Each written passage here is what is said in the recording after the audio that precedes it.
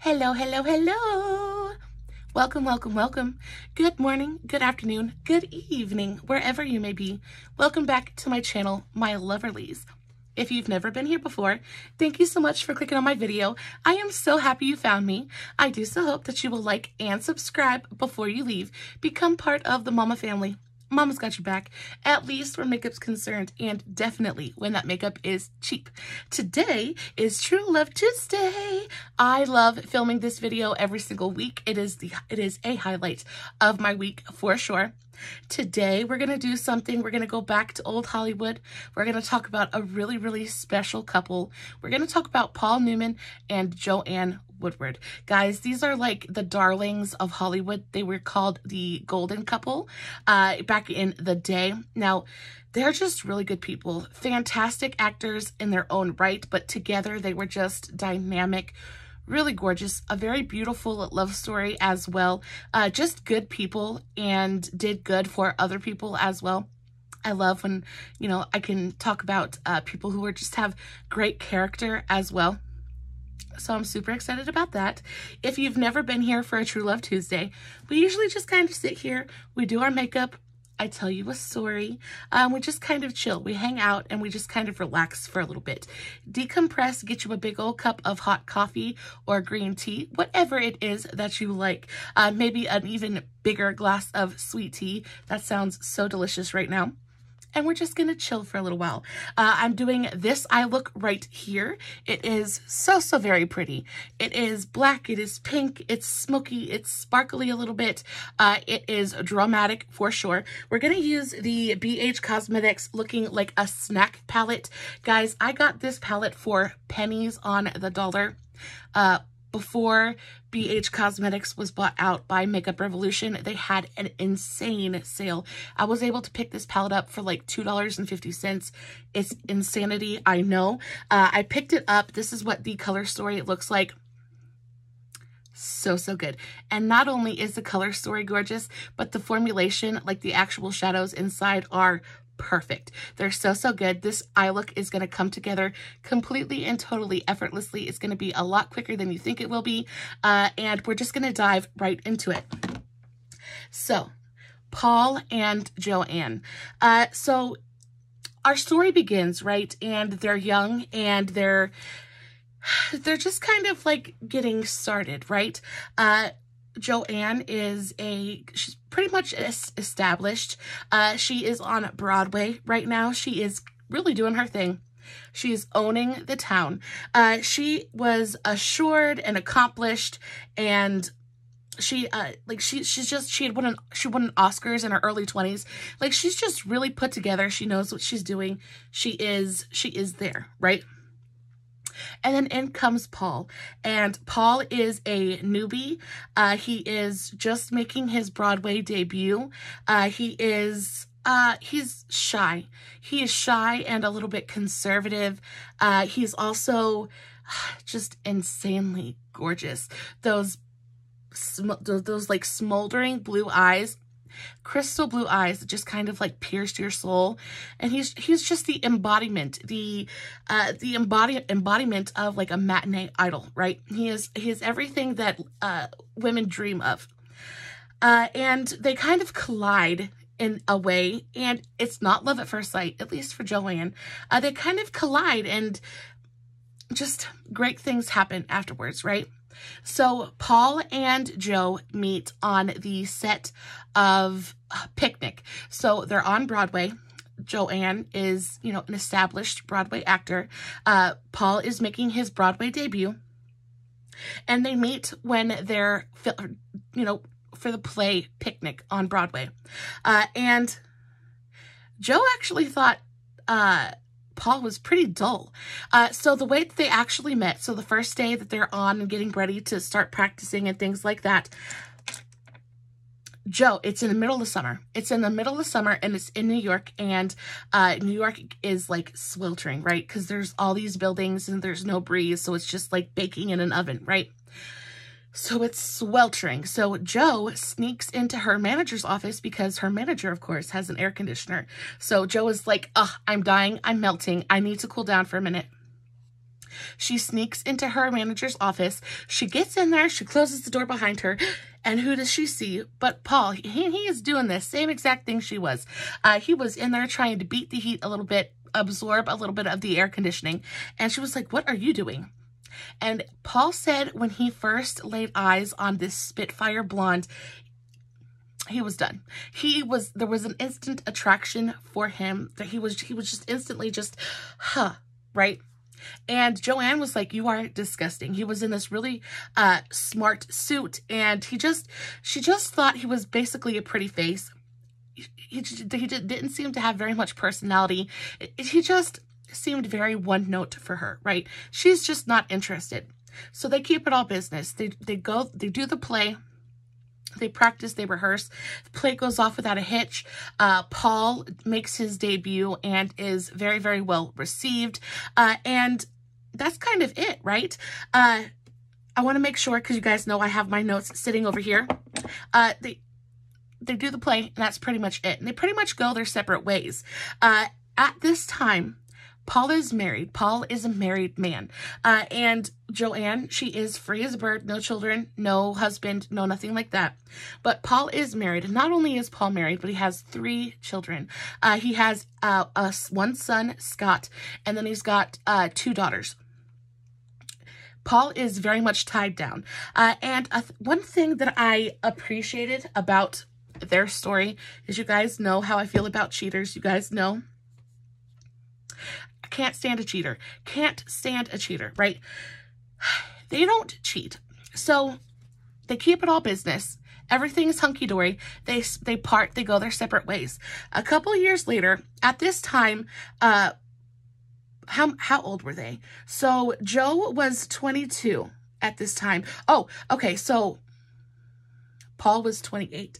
Paul was 28, married with 3 children, to his wife, Jackie White. And like I said, Joe wanted absolutely nothing to do with him. Paul later confessed love at first sight.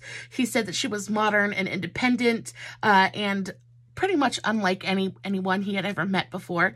And after Picnic wrapped, they had kept it all business, but they did stay in touch occasionally, you know, writing each other or, you know, keeping up with each other's careers.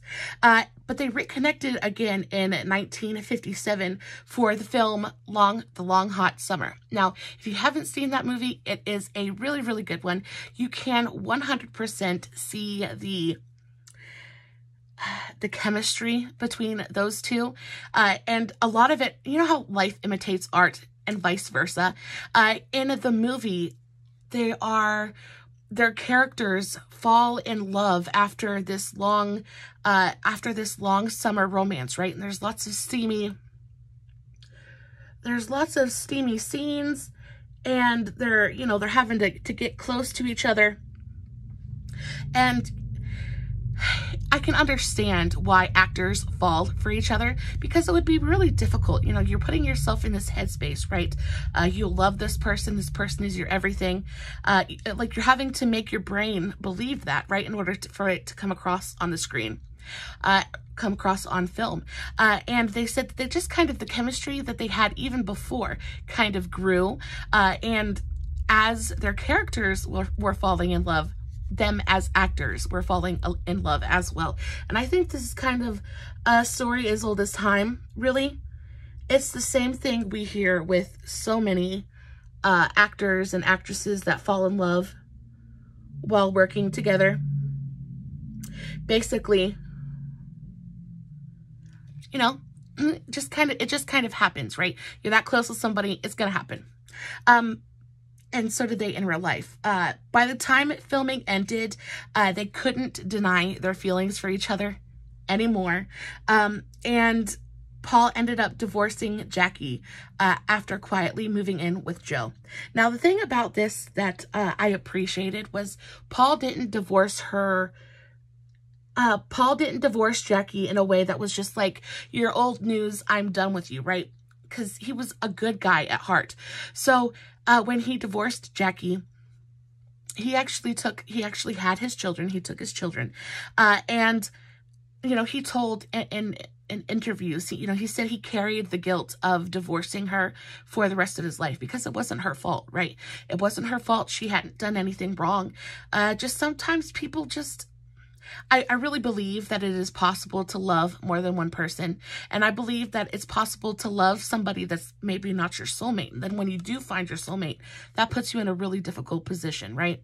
But I do believe that Joanne was Paul's soulmate. And unfortunately, Jackie she couldn't compete, right? But he did say that he carried quite a bit of guilt with him for the rest of his life over the divorce, which, you know, for some reason, I don't know if I'm hateful or what have you, but it makes me feel better that he felt bad about it, you know, that it just kind of cast her aside. Because like I said, it wasn't her fault. Paul said he carried a lot of guilt for the divorce for the rest of his life. So they wed in January of 1958 at the Hotel Rando in Las Vegas. And then they went to London for their honeymoon. They had a really cute little honeymoon.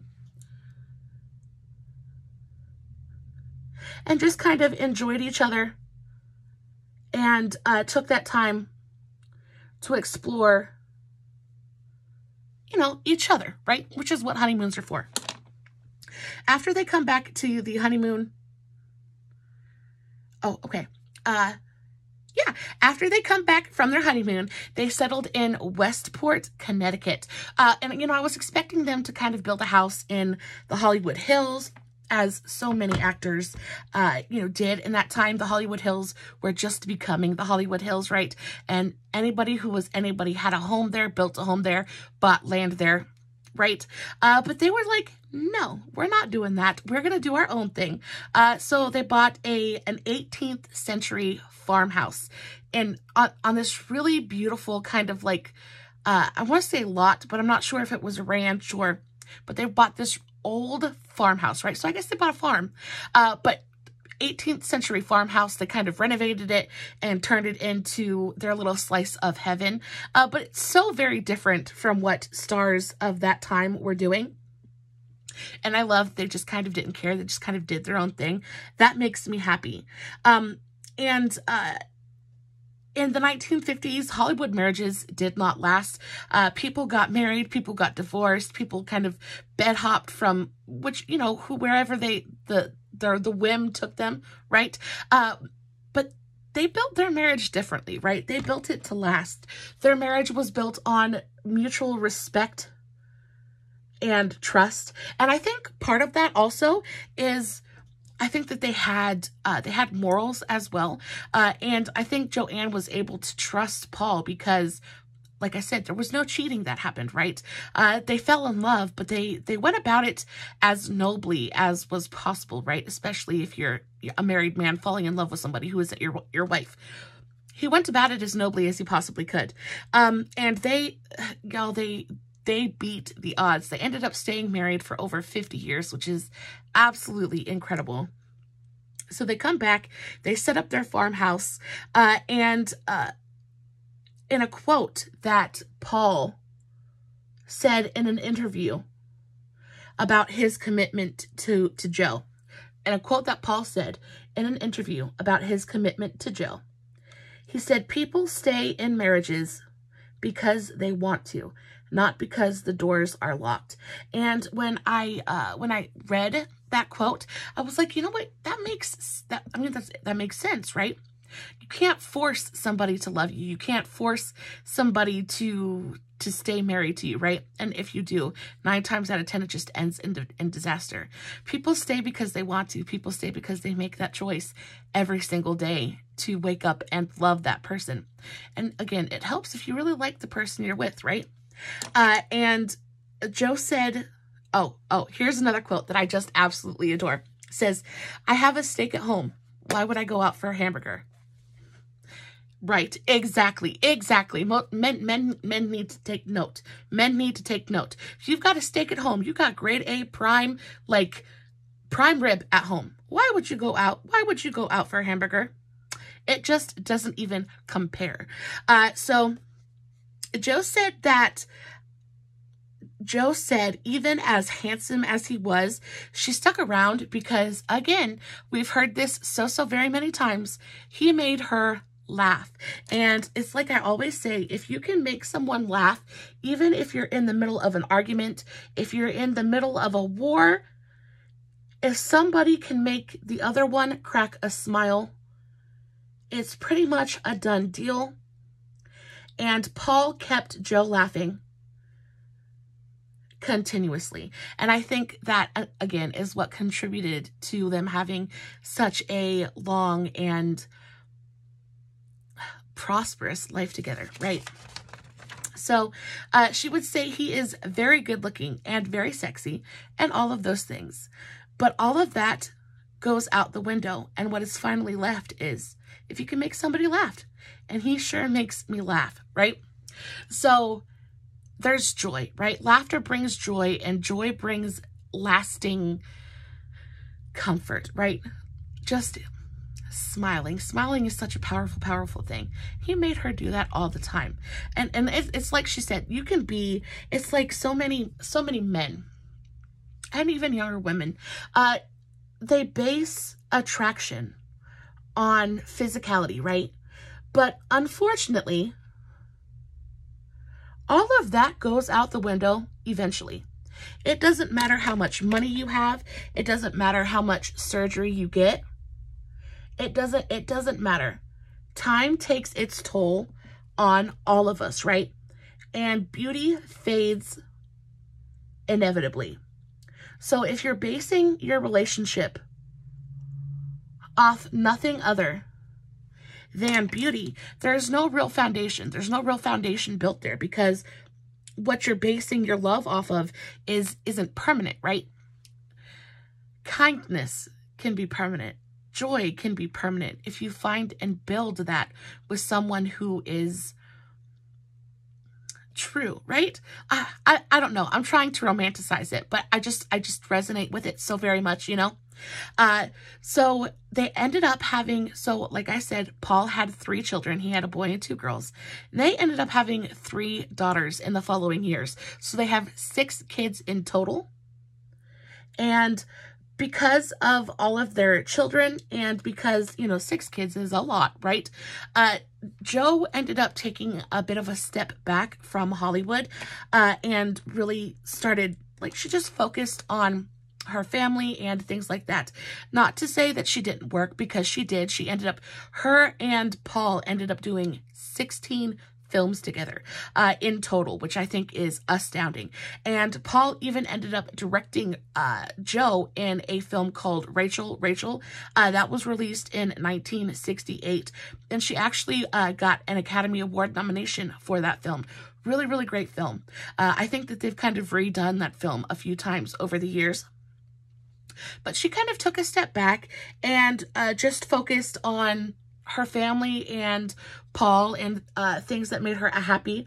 Also, she was really involved with philanthropy and things like that. They were super big into giving back to the less fortunate, and she helped with a bunch of nonprofits and things like that. And they also ended up opening or starting their own I want to say nonprofit. Yeah, nonprofit, I guess.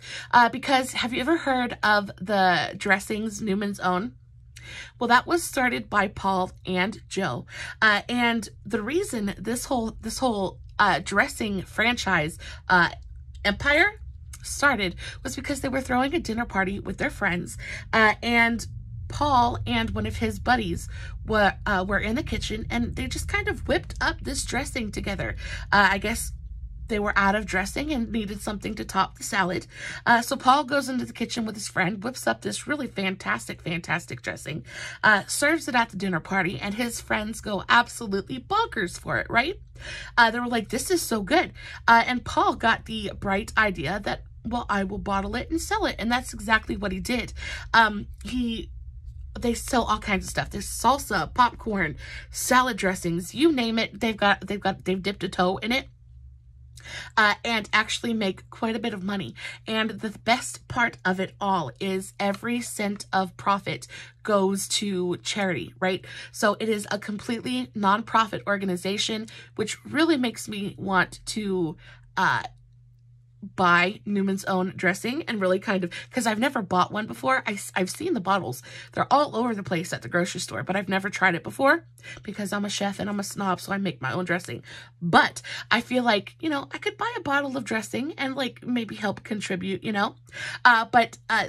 Anyways, really great. A lot of it's organic. It's really good for you. Stuff like that, which I thought was really fun. Just being, could you imagine starting a business or starting a charity? And, you know, the idea coming to you just from whipping up a batch of dressing at a dinner party. It's just like things like that make for the absolute best stories. It's like, it's got to be true because you couldn't make it up, right? Yeah, every cent of it going to profits to going to charity. There were rumors. Now, they had a really, really great relationship. But, of course, no relationship is immune from rumors and, you know, jealous people, right? So there were a bunch of rumors starting that Paul had, there were a bunch of rumors going around that Paul had started having an affair and that he was turning into an alcoholic, none of which were true. All of their friends, and they were super, super popular, so they had quite a few friends, and were very open with people as well. So when their friends were asked about if the rumors were true, they all denied it. Like there was no truth to the rumor at all. People just wanting to start gossip, wanting to have something to talk about. So they had their share of battles to overcome, but cheating and alcoholism definitely were not among them. Paul did. They suffered a devastating blow. Paul's son, Scott, died in 1978, and he died of a drug overdose, and this really, it wrecked Paul. It would be, as you can imagine, incredibly devastating to lose a child, and especially for it to be his only son. Not that boys are more important than girls, but, you know, men have a special connection with their sons, right? So he lost his son, Scott, in 1978 due to a drug overdose. And because of this, Paul became an adamant anti-drug and anti-alcohol activist. So the rumors of him becoming an alcoholic and things like that not only were unfounded but hurtful as well.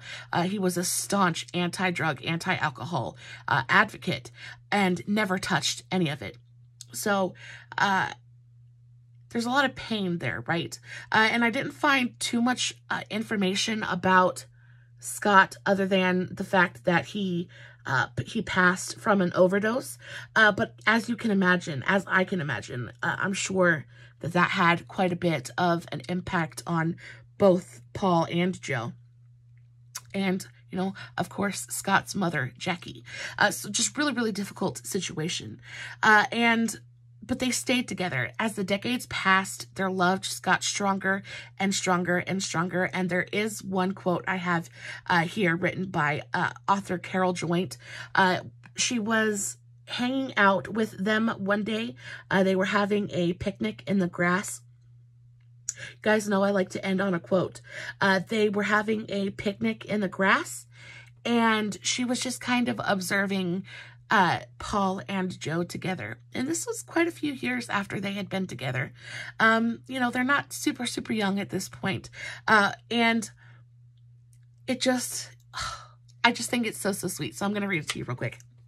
Author Carol Joint once wrote after observing them, Joe sat on the ground with her back up against a tree, with her back up against the trunk of a big tree, her legs stretched out in front of her. On her lap, Paul rested his head. He occasionally reached up to touch her face or her hair as he savored the music. It is possible I gaped. To this day, it is the most romantic thing I have ever witnessed.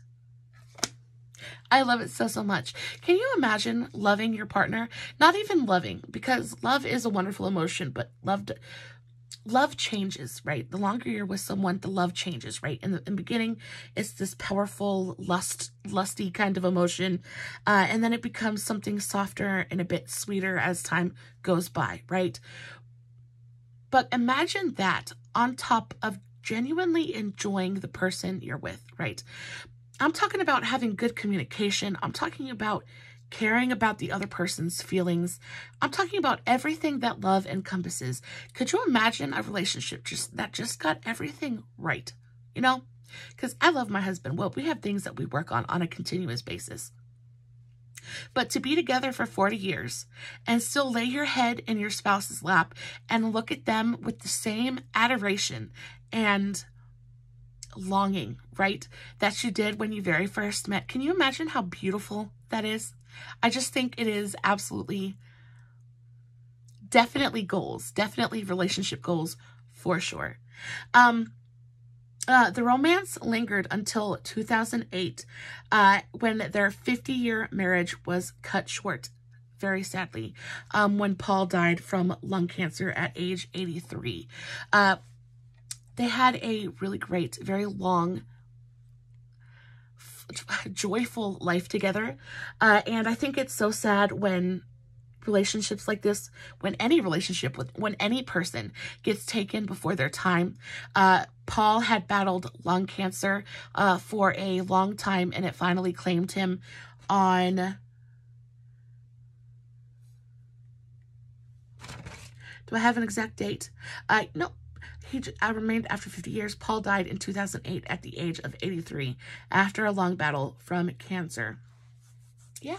And Jo kind of kept things going. She kept things going until without him. I'm not quite sure if she is alive or dead. I know that all of the articles that I read about them or could find from them were a little bit dated.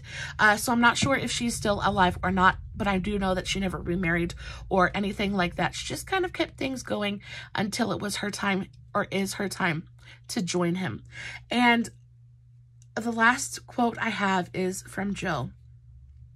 And she said, "We could talk to each other." Again, communication is key. She said, "We could talk to each other. We could tell each other anything without fear of ridicule or rejection. There was trust because we really liked each other." Now, I think it is so important to kind of understand that quote, because in so many of the quotes that I have read from couples that last for decades and decades and decades, they all stress the importance of liking your partner. And I feel like that's something that kind of, as rudimentary as you would think it would be, they stress liking your partner. Now, I 100% believe that there is a big difference between liking and loving someone. I love my child, but I also like my child. I love my husband, but I also like my husband, right? I love my parents, but I don't like my parents, right? And which is why I don't have a relationship with them. And a lot of times we don't focus so much on, do I actually like you as a person, right? We focus on how they make us feel, and we focus on the romantic aspect of it all, but we don't really focus on who they are as a person.